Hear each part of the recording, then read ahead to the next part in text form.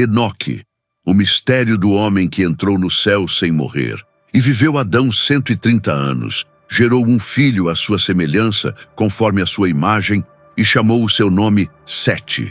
E foram os dias de Adão, depois que gerou a Sete, 800 anos, e gerou filhos e filhas. E foram todos os dias que Adão viveu, 930 anos, e morreu. E viveu 705 anos, e gerou a Enos.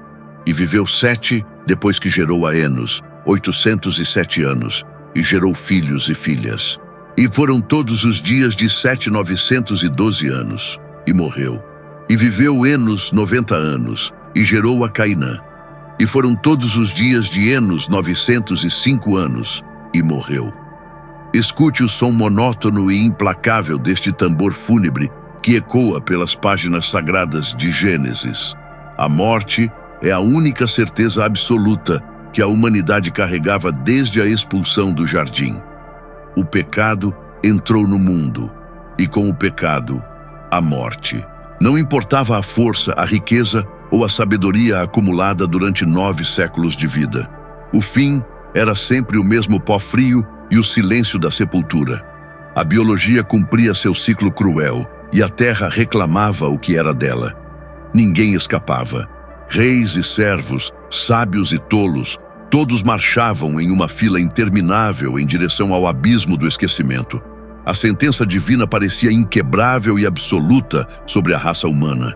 Mas, de repente, a cadência da morte é interrompida. O ritmo fúnebre cessa abruptamente e o silêncio dá lugar ao espanto. Surge um homem que ousa desafiar a lógica da existência humana. Enoque. A narrativa bíblica muda drasticamente. Não lemos que ele viveu e morreu. Lemos que Enoque andou com Deus e já não era, pois Deus o tomou para si. Onde está o corpo deste homem? Não existe túmulo para Enoque. Não existem ossos para serem analisados. A terra não o recebeu. A sepultura ficou vazia, e a morte, pela primeira vez na história, voltou para casa de mãos vazias. Este evento é uma anomalia cósmica que a ciência não consegue explicar e a razão humana não consegue processar. Como pode um ser feito de carne e osso, sujeito às mesmas leis da física e da gravidade que nós, simplesmente transcender a matéria e entrar na dimensão da eternidade sem passar pelo véu da morte? O que Enoque sabia que nós esquecemos? Que tipo de chave secreta ele girou no mundo espiritual para que o próprio Criador decidisse que a terra não era mais digna de sustentar seus pés? Não estamos falando de um conto de fadas infantil. Estamos diante do maior mistério teológico da antiguidade.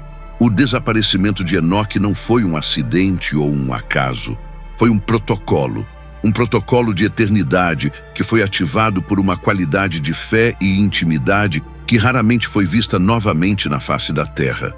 Ele descobriu um caminho que estava oculto desde a queda de Adão. Enquanto seus contemporâneos construíam cidades e impérios baseados na violência e na ganância, Enoque construía uma escada invisível para os céus.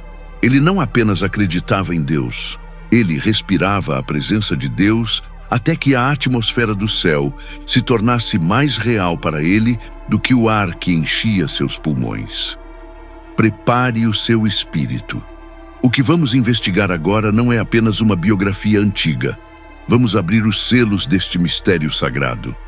Você está prestes a entender como um homem comum, cercado pela geração mais perversa que já existiu, conseguiu agradar a Deus a tal ponto que foi poupado do destino de todos os mortais. Existe um segredo escondido na vida de Enoque.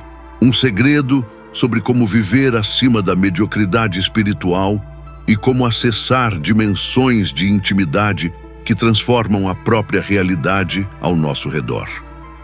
Esqueça tudo o que você acha que sabe sobre religião. Vamos adentrar agora no território do sobrenatural. A jornada de Enoque é a prova definitiva de que fomos feitos para algo maior do que nascer, sobreviver e morrer. Fomos feitos para andar com Deus.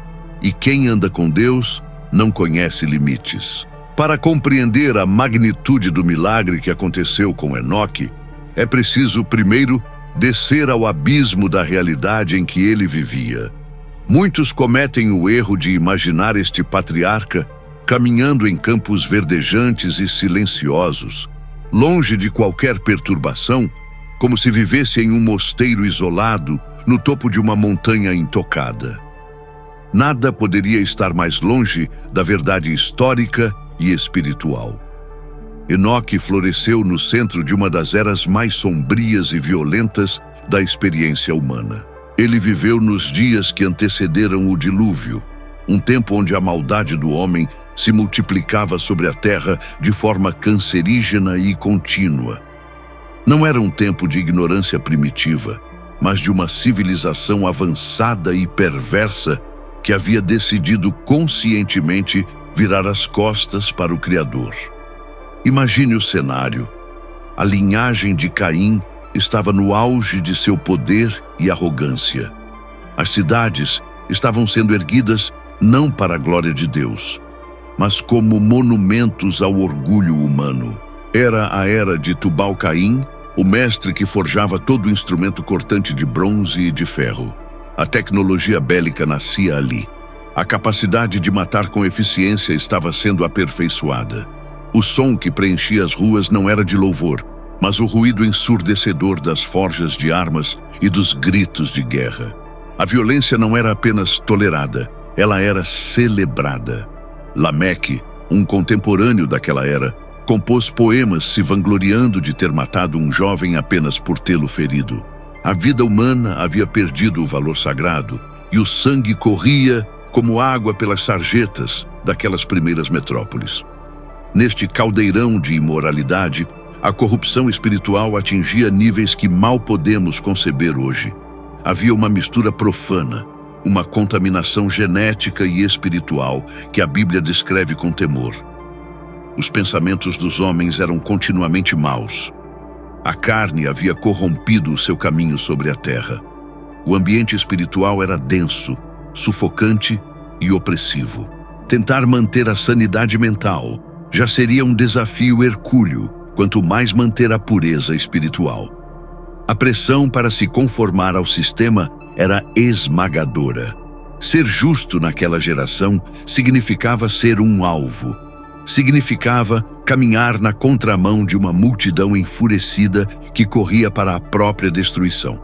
Enoque não era apenas um homem bom em um mundo mau. Ele era uma chama solitária ardendo no meio de um oceano de gelo e trevas. O que torna a história de Enoque fascinante não é que ele tenha encontrado Deus no silêncio, mas que ele tenha mantido Deus no meio do ruído.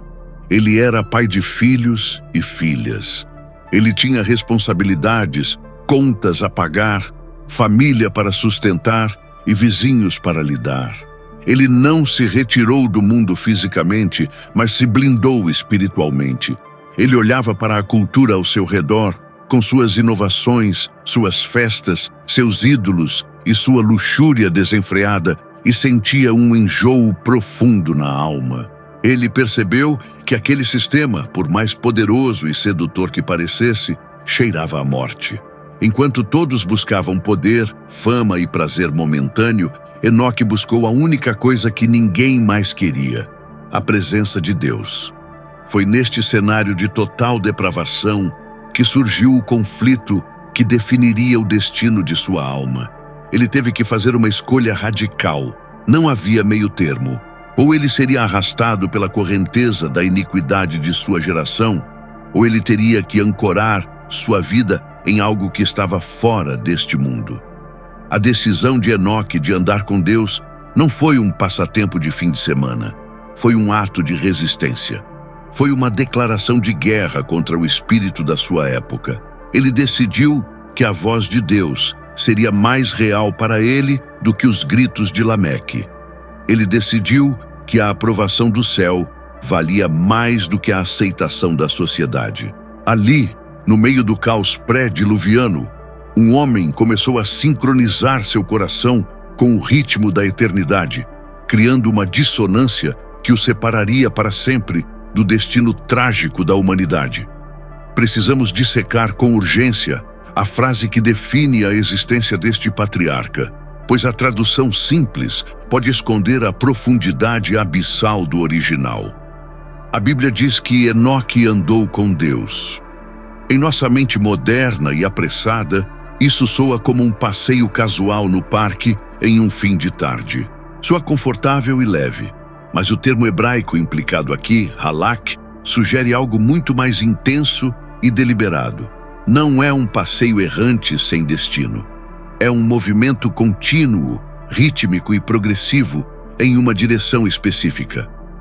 Andar com Deus não é um evento isolado, é um estilo de vida de concordância absoluta. O profeta Amós perguntou séculos depois se dois poderiam andar juntos se não estivessem em acordo. A resposta é um sonoro não. Para Enoque andar com Deus, ele precisou abandonar o seu próprio ritmo, suas próprias vontades e sua própria rota. Ele precisou se submeter à velocidade do Criador. Este é o ponto onde a maioria falha e onde Enoque triunfou. A maioria de nós quer que Deus caminhe conosco para abençoar os nossos planos, para proteger os nossos caminhos e para nos fazer prosperar em nossas ambições terrenas. Queremos Deus como um companheiro de viagem que segue o nosso mapa. Enoque fez o oposto. Ele rasgou o seu mapa. Ele não convidou Deus para entrar no mundo dele. Ele saiu do seu mundo para entrar na realidade de Deus. Dia após dia, passo após passo, ele foi ajustando o compasso do seu coração. Se Deus parava, ele parava. Se Deus avançava, ele avançava. Se Deus se entristecia com a maldade humana, Enoque chorava junto. Se Deus se alegrava com a justiça, Enoque sorria. Houve uma fusão de propósitos tão profunda que a identidade de Enoque começou a ser absorvida pela identidade divina. Esse processo gerou um fenômeno espiritual que podemos chamar de dessincronização da matéria. À medida que a comunhão se intensificava, a realidade física ao redor dele começava a perder a solidez. A gravidade do mundo espiritual tornou-se mais forte do que a gravidade da Terra. Imagine um homem que, de tanto conversar com o Eterno, começa a achar a linguagem dos homens fútil e vazia. As preocupações com o que comer, o que vestir ou o que construir, que consumiam a mente de seus vizinhos, tornaram-se insignificantes para ele. Ele se tornou um estranho em sua própria casa, um forasteiro em sua própria terra. Ele estava fisicamente presente, tocava nas coisas, comia o pão, abraçava seus filhos, mas sua consciência já habitava em outra dimensão. Ele estava se tornando transparente para o mundo e sólido para o céu. Essa intimidade não o tornou alienado, mas sim o homem mais lúcido de sua geração. A carta de Judas, no Novo Testamento, revela um segredo impressionante que o Gênesis omitiu. Enoque não apenas andava em silêncio, ele profetizava.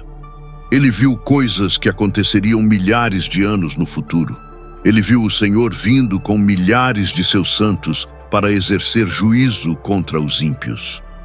Pense nisso por um instante. Antes de Noé ver a chuva, antes de Abraão ver a terra prometida, antes de Moisés ver a sarça ardente, Enoque viu o final de tudo.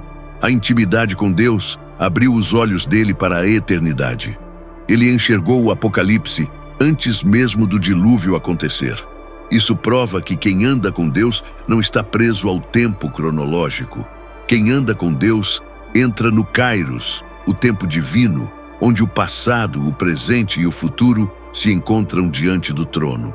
A caminhada de 300 anos não foi um fardo, foi uma metamorfose. A cada ano que passava, havia menos de Enoque e mais de Deus. A natureza humana, caída e limitada, estava sendo revestida por uma glória que a biologia não podia suportar. Ele estava sendo preparado, célula por célula, alma por alma, para uma transição que chocaria o universo. Ele não estava morrendo aos poucos como os outros homens. Ele estava vivendo cada vez mais. A vida de Deus estava saturando o seu ser de tal maneira que a morte, quando chegou para buscá-lo na data marcada para todos os filhos de Adão, encontrou uma barreira intransponível. Ela não encontrou um alvo mortal. Ela encontrou alguém que já estava preenchido pela eternidade. Chegamos agora ao ápice deste mistério sagrado, onde a física se rende à glória e a biologia se curva diante da soberania divina. A Bíblia relata o fim da jornada terrestre de Enoque com uma frase curta e cortante que ecoa pela eternidade. E não apareceu mais, porquanto Deus o tomou para si.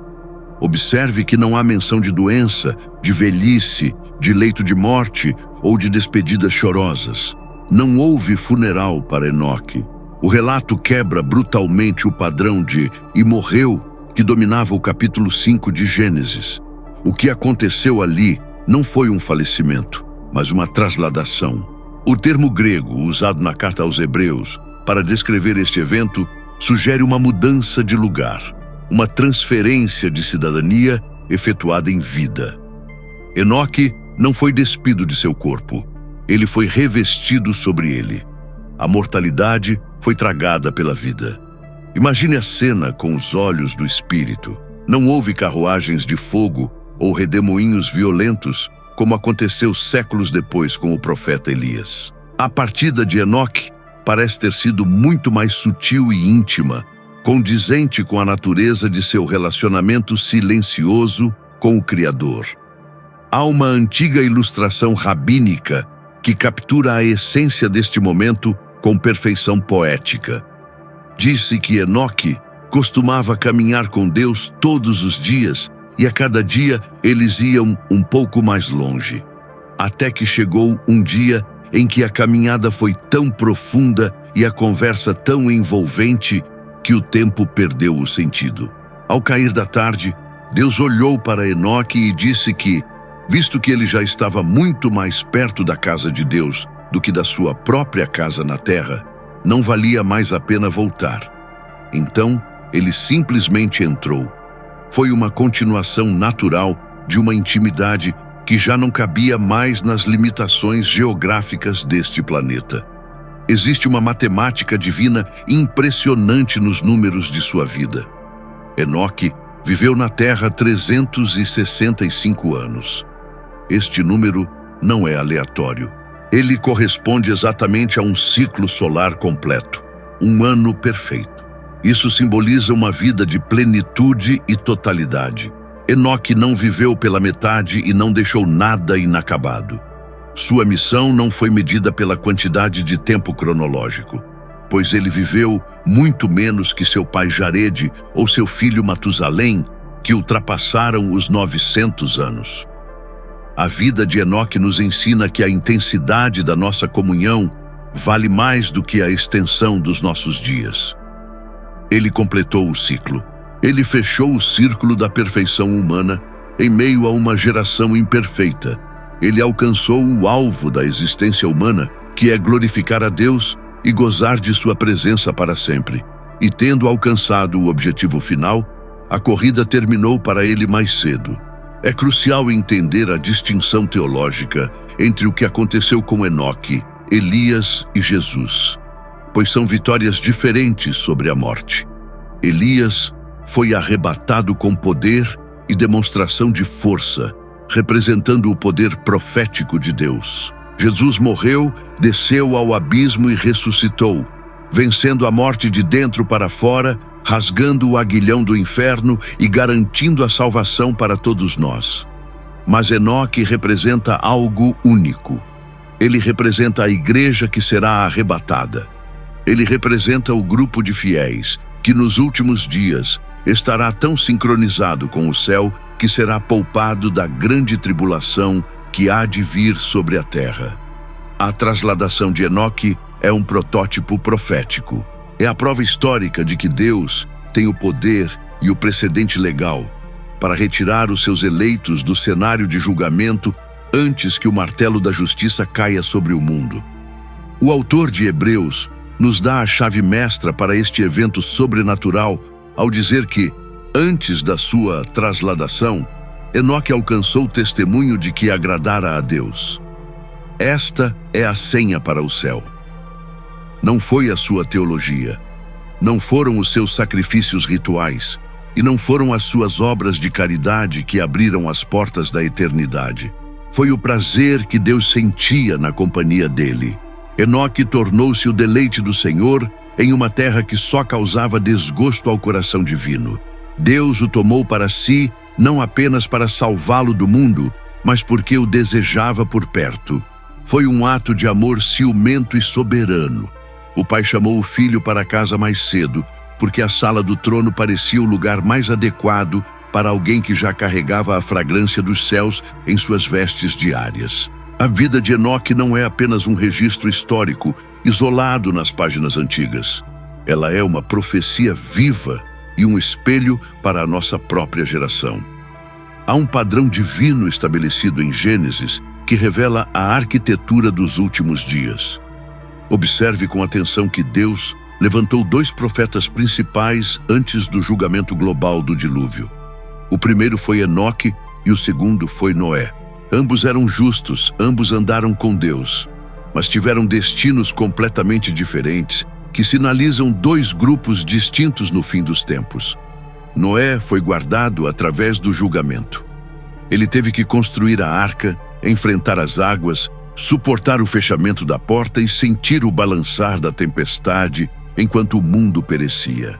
Noé representa aqueles que passarão pela tribulação e serão preservados pela mão de Deus em meio ao caos. Mas Enoque representa um mistério superior. Ele representa aqueles que serão retirados antes que a primeira gota de chuva caia. Ele é o protótipo daqueles que não estão destinados à ira.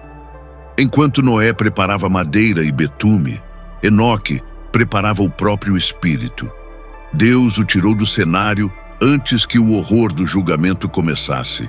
E hoje, nós vivemos exatamente nos dias que Jesus comparou aos dias de Noé. Olhe ao seu redor. A violência, a corrupção, a frieza do amor e a obsessão pela matéria são idênticas às daquela era antiga. O palco está montado novamente. E assim como naquela época, Deus está procurando não apenas construtores de arcas, mas caminhantes do céu. Deus está levantando a geração de Enoque, uma geração que, cercada pela escuridão, decide ser luz. Uma geração que não se conforma com a religiosidade morna, mas busca uma experiência tangível e real com o Criador. O chamado para você hoje é urgente e claro.